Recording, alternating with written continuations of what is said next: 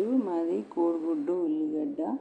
ఎలా చేయాలంటే గిన్నె పెట్టి దాని మీద ఆయిల్ పోసుకున్నాము, ఎగ్కి సరిపడా పోపు గింజలు వేసుకుంటున్నాము. తర్వాత ఉల్లిగడ్డ వేసుకోవాలి. అది బాగా వేగాలి ఎర్రగా. అది వేగడానికి కొంచెం సాల్ట్ వేసుకుంటున్నా. మూత పెట్టుకోవాలి. మూత వేసి ఎర్రగా వేగిందా లేదా చూసుకోవాలి. వేగింది. అందులో అల్లం వెల్లిగడ్డ వేస్తున్నా. ఫ్రెష్గా ఉండాలి అల్లం వెల్లిగడ్డ. కొంచెం పసుపు కూడా వేసుకుంటున్నా.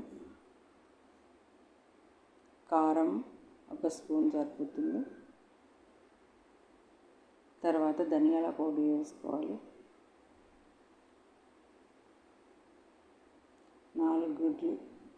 అది గుడ్డు కొట్టి పోసిన తర్వాత దాన్ని విచ్చకుండా అలానే పెట్టాలి. ఆమ్లెట్ లాగా వస్తుంది అది. పైన మూత పెట్టుకోవాలి. 4 గుడ్లు వేసుకుని